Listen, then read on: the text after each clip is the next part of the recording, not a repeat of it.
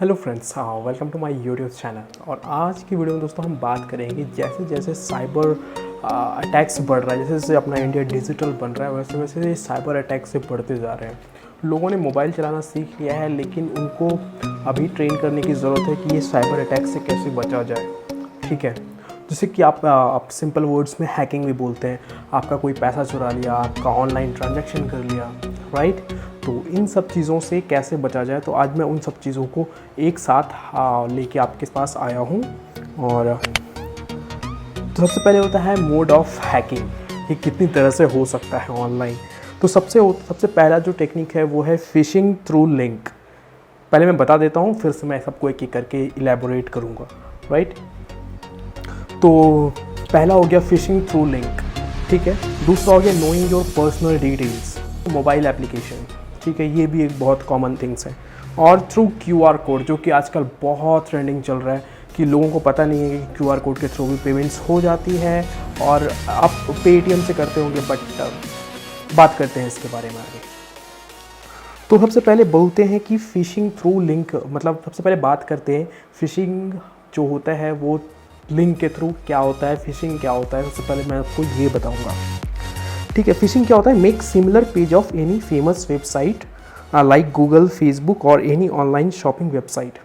मतलब फिशिंग में क्या करते हैं ना, वो जैसे गूगल का वेबसाइट है google.com, तो वैसा ही सिमिलर पेज डिज़ाइन करते हैं। बिल्कुल जो आपको देखने में बिल्कुल वैसा ही लगेगा, मतलब गूगल का या फिर फेसबुक का लिंक जैसा आता है वैसा ही दिखेगा, बट वो ओरिजिनल लिंक नहीं होगा, ठीक है। तो what happens here is they prepare HTML page. वो HTML पेज बनाते हैं with the same source code which is running on any personal server, ठीक है। मतलब जैसे गूगल का अगर अपना कोई वेबसाइट है तो वो जो है वो चल रहा होता है गूगल के अपने सर्वर पे, ठीक है। लेकिन जब आपको लिंक, वो फिशिंग के थ्रू लिंक होता है, उसको उस लिंक का जो सर्वर होता है वो कोई पर्सनल सर्वर होता है। और उसमें क्या किया जाता है कि जो पेज बनाया जाता है वो एक PHP पेज के थ्रू बनाया जाता है, जो कि आपका जितना भी लॉगिन क्रेडेंशियल है वो उस सर्वर तक ट्रांसमिट कर देता है। सपोज दैट आपको कोई फेसबुक पेज का आया, उसमें लॉगिन ID और पासवर्ड डाला, बट वो एक्चुअल पेज नहीं है, वो बिल्कुल दिख रहा होगा बिल्कुल वैसा ही जैसा ओरिजिनल दिखता है, ठीक है। और आपने वहाँ अपना यूज़र ID पासवर्ड डाला और फिर वो स्क्रीन गायब हो गया, ठीक है। वो कोई दूसरा स्क्रीन फिर से आ गया, समझ रहे हो, क्लैरिटी आ रही है। तो जब वो चला गया वो पेज, आपको पता भी नहीं चलेगा, वो आपका जो लॉगिन क्रेडेंशियल्स है, यूज़र ID और पासवर्ड, वो उस सर्वर पे स्टोर हो जाएगा जिसने आपको वो फिशिंग लिंक भेजा है, ठीक है। फिर बाद में वो जाके उसको देखेगा और आपका यूज़र ID पासवर्ड मिल जाएगा उसको, आपके आराम से आपके ID में वो लॉगिन कर सकता है। तो यहाँ पर बात करते हैं कि how can we save ourselves from phishing, ठीक है। सबसे पहले तो आपको वेरीफाई करना है कि verify the link should contain HTTPS, ठीक है। HTTPS, ये जो लास्ट में S है वो होना चाहिए, जिसका कि मतलब ये होता है कि आपका जो सर्वर है, जो कि वो जो लिंक है वो सिक्योर्ड है, ठीक है। क्लैरिटी आ रही है, ठीक है। और verify the spelling, next step fishing को अवॉइड करने के लिए, कि जो आपको गूगल का जैसा पेज बना के भेजे हैं या फिर Gmail का या फेसबुक का, तो आपको स्पेलिंग जो होता है वेबसाइट में जो मेंशन होता है, तो ओरिजिनल होगा तो GOOGLE google.com या google.co.in। जो फेक वाला होगा वो डबल ओ नहीं रहेगा, GOGLE लिखा हुआ रहेगा, समझ रहे हो। कुछ ऐसा करके चेंज किया जाएगा। फेसबुक रहेगा FACBOK, ठीक है। कुछ ऐसा करके वो ट्विक कर देते हैं नेम, जो कि सिमिलर जैसा लगेगा आपको, बट वो होता नहीं है। तो आप इसको वहाँ पर से ही पहचान सकते हैं कि ये एक फिशिंग साइट है, फिशिंग लिंक है, ठीक है। इससे कि आपको एक और बात आती है, अगर आप किसी वेबसाइट पे लॉगिन कर रहे हो, ठीक है, तो अपना ईमेल और पासवर्ड वहाँ पे रियल वाला नहीं देना है। कोई दूसरा एक ईमेल बना लो जो कि आप यूज़ नहीं करते हो अपने फाइनेंशियल ट्रांजैक्शन के लिए या फिर अपने मोबाइल में। सिर्फ आप उसको मतलब पर्सनल, मतलब किसी वेबसाइट को विजिट करने के लिए, जैसे कि कहीं पे होता है कि हम अपना लिंक डालते हैं, पासवर्ड डालते हैं, है ना। जैसे कि किसी वेबसाइट पे अपन जाते हैं तो वहाँ पे क्या होता है, अपने को साइन अप करने के लिए बोलता है, तो अपन अपनी ओरिजिनल ID से कर देते हैं, जो कि बहुत गलत है। अपनी ओरिजिनल ID से बिल्कुल नहीं करनी है। अपनी कोई फेक नहीं बोल सकते इसको, दूसरा कोई ईमेल ID होगा, उससे आप जाके वहाँ लॉगिन कीजिए, ताकि आपका अगर वो डेटा अगर मिस इंटरप्रेट भी करता है, अगर उसको यूज़ भी करने की कोशिश भी करता है, तो उसको कुछ नहीं मिलेगा। और ठीक है, अब पासवर्ड जो है सबसे बड़ी बात है, ठीक है। पासवर्ड जो है वो आपको ऐसा रखना है कि मतलब आपका नेम नहीं होना चाहिए, क्या डेट ऑफ बर्थ नहीं होना चाहिए उसमें, ठीक है। कोई ऐसा चीज़ जो कि सबको पता है वो चीज़ बिल्कुल भी नहीं होनी चाहिए अगर आप इंटरनेट एक्सेस कर रहे हैं या इंटरनेट पे कहीं भी अपना यूज़र आईडी पासवर्ड दे रहे हैं। तो समझ में आ रहा है यहाँ तक? ये फिशिंग का या अगर कोई आपको लिंक भेजता है कुछ भी, ठीक है, सबसे पहले तो आप चेक कर लेंगे HTTPS है या नहीं। सेकंड वन, जब आप इस लिंक पे क्लिक करोगे तो आपको कोई परमिशन नहीं देना है, या अगर आप अपने मोबाइल में ये कर रहे हो, ठीक है, तो भी तो मतलब अपना कोई भी एक्सेस नहीं देना है, अलाउ कहीं नहीं करना है, हर जगह डिसअलाउ करना है, ठीक है। अगर आप लैपटॉप में भी यूज़ कर रहे हो फिर भी आपको परमिशन नहीं देना है। Wants to send message, no we don't want, ठीक है। तो ऐसा करके आप वहां से ये कर सकते हो। हाँ, अगर आप कोई भी लिंक क्लिक कर रहे हो, याद रखना, अगर आपका कंप्यूटर वार्न कर रहा है आपको, क्योंकि जो हमारा सिस्टम बनाया जाता है वो मतलब हम लोगों को ध्यान में रख के बनाया जाता है कि हमारा डेटा सिक्योर रहे, ठीक है। लेकिन अगर आपको कंप्यूटर वार्न कर रहा है, ठीक है, कि नहीं means this link can harm your computer और समथिंग, तो आपको उसी समय वो आगे नहीं जाना है, कंटिन्यू एनीवे नहीं करना है। ये बहुत लोग गलती करते हैं, कंटिन्यू एनीवे कर देते हैं और वो जो सारा जो परमिशन होता है वो लेके वहां से चला जाता है, ठीक है। तो ये चीज़ नहीं करनी है। अब जाते हैं अपने दूसरे पार्ट की ओर, जो कि हैकिंग का सबसे बड़ा ये है, knowing your password details bye गेसिंग, ठीक है। ये कोई भी आपका फ्रेंड हो सकता है या फिर आपकी कोई फैमिली का मेंबर हो सकता है, ठीक है। तो लिखा हुआ इट कैन बी फ्रेंड्स और family who knows your common details like date of birth, name, phone number etcetera, ठीक है। तो do not keep your password as your name, date of birth, mobile number as a password for any of your financial sites.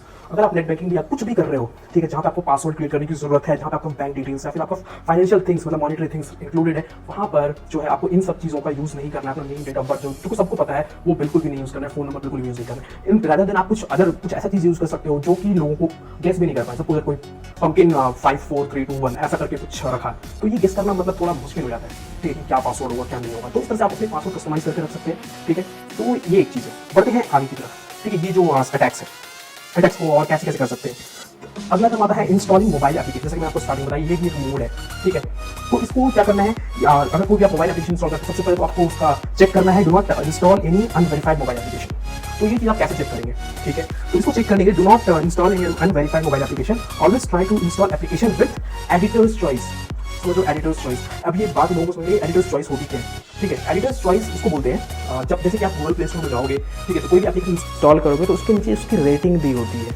Rating मैं ये नहीं बात कर रहा हूँ 4 स्टार 3 स्टार 5 स्टार, मैं रेटिंग की बात कर रहा हूँ एडिटर्स चॉइस। एक सेकंड, मैं गूगल प्ले स्टोर ओपन किया, प्ले स्टोर में सपोज मैं व्हाट्सएप टाइप कर, जैसे कि आप देख पा रहे हैं यहाँ व्हाट्सएप ओपन किया, ठीक है। व्हाट्सएप को थोड़ा स्क्रॉल करोगे तो यहाँ पर एक सिंबल है एडिटर्स चॉइस करके, ठीक है। ये चीज़, ये एडिटर्स चॉइस, तो इसको नोटिस करना है, क्योंकि ये अगर एडिटर्स चॉइस किसी भी ऐप में दिया हुआ है मतलब कि वो जो ऐप है वो काफ़ी बेहतरीन है और मतलब उससे आपके पर्सनल डेटा को कोई खतरा नहीं है, समझ रहे हो। तो ये एडिटर्स चॉइस बिल्कुल देखना बहुत जरूरी है। और साथ साथ आप रिव्यू भी पढ़ सकते हो, ठीक है। अगर कोई एप्लीकेशन आप डाउनलोड करने वाले तो उसका सबसे पहले जाकर रिव्यू देखें कि रिव्यू कैसा है उसका, ठीक है। और साथ ही साथ आप क्या कर सकते हो ना, कि अपने फ़ोन में जाके आप गूगल का एक फीचर है गूगल प्ले प्रोटेक्ट। आप जैसे अपने आप ऐप स्टोर में जाओगे, मैं आपको करके दिखा रहा हूँ, तो आप वो ऊपर के 3 लाइन्स पे क्लिक करना, ये जो ऊपर में 3 लाइन्स है इस पर क्लिक करना। जैसे कि आप 3 डॉट पे क्लिक करोगे तो यहाँ पर आपको दिखेगा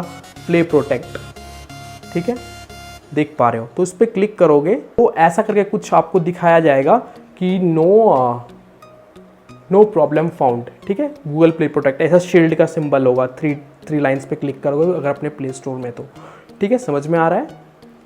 तो ऐसा करना है, तो इससे आपको पता चलेगा कौन सा एप्लीकेशन जो है वो आपके पर्सनल डेटा को ये कर रहा है और चुरा रहा है, तो वहाँ से भी आप वेरीफाई कर सकते हो। और ध्यान रखना, कोई भी अनवेरीफाइड एप्लीकेशन अपने फ़ोन में मत डालना, ठीक है। अगर कोई भी एप्लीकेशन आपने इंस्टॉल किया हुआ है, सपोज दैट वो कि आपका बैंक अकाउंट इन्फॉर्मेशन या फिर कुछ भी वो अपने अंदर रखता है और कोई सामने फ़ोन पे है, ठीक है, तो फिर जाके वो एप्लीकेशन यूज़ मत करना आप, ठीक है। क्योंकि ये चीज़ मेरे रिलेटिव के साथ हुआ है, मेरी अपनी बहन के साथ हुआ है। उसने इंस्टॉल कर लिया, उसने कोई आईडी इसने एक बोला कि ठीक है ये एप्लीकेशन इंस्टॉल करो, दैट वाज शेयरिंग है, ठीक है। वो आपके क्या करता है, इमेज या लैपटॉप का इमेज क्रिएट कर देता है दूसरे साइड में, ठीक है। तो आपकी स्क्रीन पे जो भी एक्टिविटी होती है तो उसका मिररिंग उस साइड दिखाई दे रहा होता है, समझ में आ रहा है, ठीक है। तो ये चीज़ नहीं करनी है, ठीक है। जैसे कि कोई एप्लीकेशन है, बहुत सारी ऐसी एप्लीकेशन है, ठीक है, तो उसमें आपको सिर्फ एक कोड मांगा जाएगा, बोलेगा हाँ व्हाट इज द कोड, आप मुझे अपना कोड बताएं, आप बताओगे, आपका मिररिंग वहाँ स्टार्ट हो जाएगा। वो कोड नहीं होता, वो आपके फोन का कंप्लीट IP एड्रेस होता है उस कोड के अंदर, ठीक है, एम्बेडेड होता है उस कोड के अंदर। जैसे आप वो कोड उसको बताते हो, आपका फोन का मिररिंग वहाँ स्टार्ट हो जाता है, ठीक है।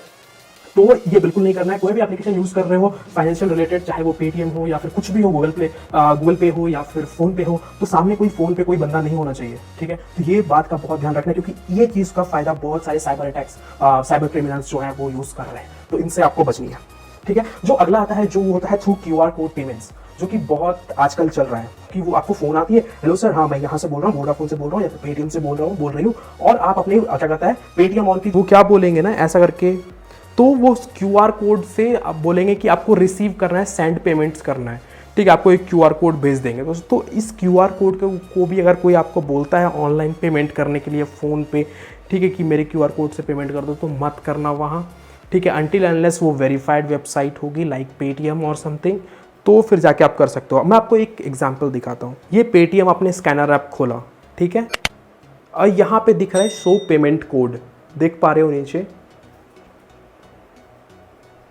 शो पेमेंट कोड, ये वाला, ठीक है। इस पर अगर आप क्लिक करोगे, ठीक है, तो ये पेमेंट कोड यहाँ दिख जाता है, यहाँ पर ये वाला।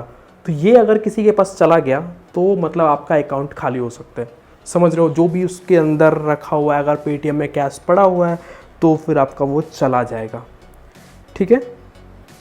तो ये चीज़ का ध्यान रखना है कि ये जो ऑनलाइन जितना इजी होता है उतना ख़तरनाक भी होता है, तो आपको बहुत जागरूक होने की ज़रूरत है।